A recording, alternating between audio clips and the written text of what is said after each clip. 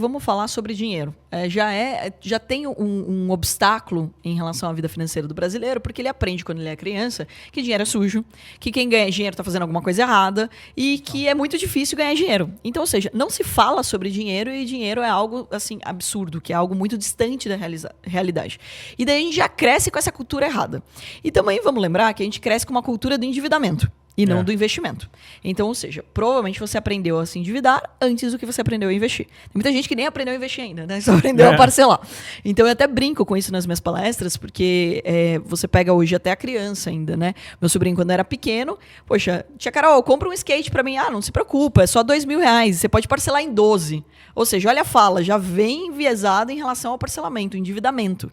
Então, a gente aprendeu isso, né, quando era criança e criou já um obstáculo para pensar ou para aprender sobre dinheiro. E daí é muito importante de dizer que quando a gente vai falar do trading, do day trading em específico, a gente existe também um preconceito em relação a isso, porque daí também saiu muitas matérias, saíram pesquisas falando mal, inclusive, do day trade, por exemplo. Mas é engraçado, né, que a pesquisa, por exemplo, ela diz que 90% das pessoas não vão ter sucesso com day trade. O que não perguntaram na pesquisa, obviamente, é quem estudou para fazer o day trade. Então, ou seja, como que você vai avaliar que uma pessoa está preparada para atuar? Porque é algo sério. Então, ou seja, como você vai falar que você está preparado para fazer alguma coisa se você não foi avaliado para fazer? É literalmente como eu falar assim, olha, faz medicina com vídeos no YouTube, qual a chance disso dar certo? Você não vai no médico, você não vai querer fazer uma cirurgia com uma pessoa que não tem uma certificação, que não estudou. Então, é muito importante dizer que também a fala, esse distanciamento vem de muitas coisas que vêm equivocadas em relação à mídia, divulgação e etc. E também é embasado no quê? No medo do brasileiro de tomar risco. Então, não, porque isso é muito arriscado, porque isso é muito difícil, porque isso não é para mim. E isso não é só em relação ao mercado financeiro. Provavelmente, quando você decidiu empreender, você escutou dos seus amigos ou dos seus colegas, não faz isso não, empreender é muito difícil, você vai quebrar. Todo dia. E você escuta isso em tudo. É curioso como o brasileiro, infelizmente, ele é mais para desincentivar do que para incentivar. E qualquer coisa, tanto quando você vai empreender, quanto você vai investir, quando você vai no esporte. Eu fiz já 3 maratonas e quando eu decidi fazer a primeira, tu não tá louca? Você vai morrer, você vai passar mal, você vai quebrar. Ou seja, existe mais sempre aquela questão contrária, né, de desincentivar do que incentivar. E daí vem por falta de conhecimento. Então, a falta de conhecimento ela vai distanciando as pessoas, fazendo com que elas não tenham acesso àquilo. E daí é muito importante o trabalho que a gente vem fazendo ao longo desse tempo, que é de... Não quero aqui convencer ninguém. Você deveria investir, você deveria pegar, vender tua casa e começar na bolsa. Não. Você deveria aprender, porque o conhecimento te liberta. Com base em conhecimento, você não fica refém da opinião de ninguém. É bom ou não investir? Depende. Se você entendeu o risco que você está correndo, é bom. E, na verdade, a gente vai passar uma vida inteira gerenciando o risco, né? Você pegou seu carro, andou na rua, você está gerenciando o risco. Então, você está gerenciando não só o risco de você dirigir bem ou mal, mas das pessoas ao redor. Então, tudo que você está fazendo na vida envolve risco. Então, o conhecimento ele é para isso, para que as pessoas possam ter a liberdade de tomar decisões mais inteligentes. Golaço. Muito bom. Uma coisa também que dentro do teu modelo chama muita atenção é o que você denominou de mesa proprietária. É uma coisa também que a gente não via no Brasil. Assim. Eu particularmente, eu estudei também administração e assim, não tinha. Em tese até parece ser contraprodutivo. Nossa, porque eu vou dar o meu dinheiro para um terceiro operar? Mas, na verdade, esse foi muito a chave do seu business, né? Porque você imagina que a margem de você fazer com que as pessoas operem o seu dinheiro, o restante, né, é muito mais interessante do que se você operar para os outros, né, que você só fica comissão. É que a lógica que todo mundo, o modelo que todo mundo conhece é que você ganha dinheiro, você coloca o dinheiro no banco, você coloca o dinheiro em algum lugar e as pessoas vão operar por você. O que também existe um risco muito grande, porque se você não entende nada de investimentos, você fica refém da opinião de outras pessoas. Sim. E aí que mora o perigo, né? Então, por isso que eu acho que o conhecimento ele é muito importante. Porque até costumo dizer, quando me pergunto qual é o melhor investimento?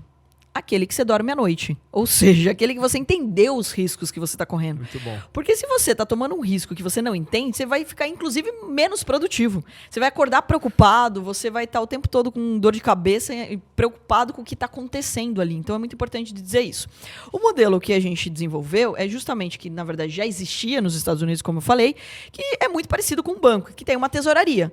A diferença é qual? Que a gente não tem dinheiro de terceiros, então é dinheiro próprio. E daí a pergunta, poxa, por que alguém vai fazer isso? Justamente porque as oportunidades do mercado são tão grandes que é humanamente impossível um time pequeno, ou seja, 1 ou 2 traders, poderem cobrir todo o mercado. Ou seja, olha quantas opções a gente tem de operar ou de aproveitar a volatilidade que existe. Começa por aí. E segundo ponto que é bem interessante, que é onde a gente se diverte muito, é fazendo com que pessoas comuns ganhem dinheiro sendo literalmente financiadas por nós.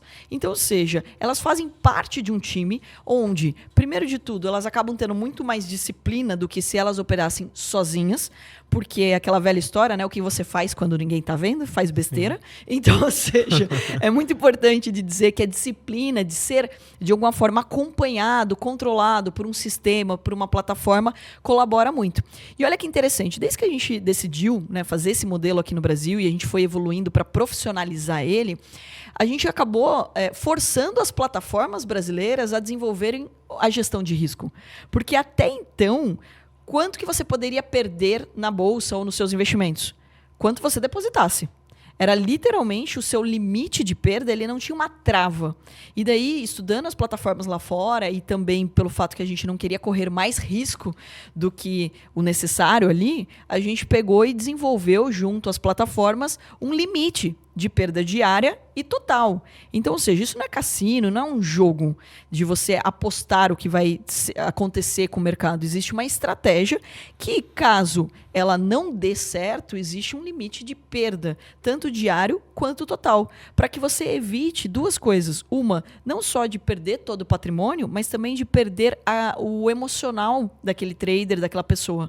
Porque não tem nada mais frustrante do que você acabar zerando uma conta. Ou seja, putz, eu tinha aquele dinheiro para operar e acabo errando tudo, perdendo tudo. Então, esse movimento que a gente fez, e é muito legal de falar isso, ele não só permitiu que a Atom crescesse, aumentasse o nosso time, mas permitiu que pessoas que operam sozinhas, elas começassem a ter mais disciplina e controle, de fato, uma gestão de risco. Porque até então, até quando a gente tentou fazer parceria com muita gente que dava curso, né, que já existiam muitas pessoas no mercado que davam treinamentos, mas era literalmente, assim, torcedor. Olha, eu compro aqui e rezo para dar certo. Não tinha um limite de perda. Não tinha uma gestão de risco tão eficiente. Então, a gente focou bastante nisso. Uma, porque a gente não é doido de colocar o nosso dinheiro ali como, né, uma aposta, então para a gente poder gerenciar o risco que a gente estava correndo com os traders, e também isso permitiu que outras pessoas no dia a dia delas, que não vão ser traders da Atom,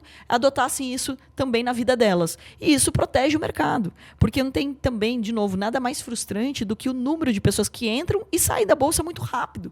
E saem por quê? Por falta de conhecimento, por falta de gestão, por falta de responsabilidade.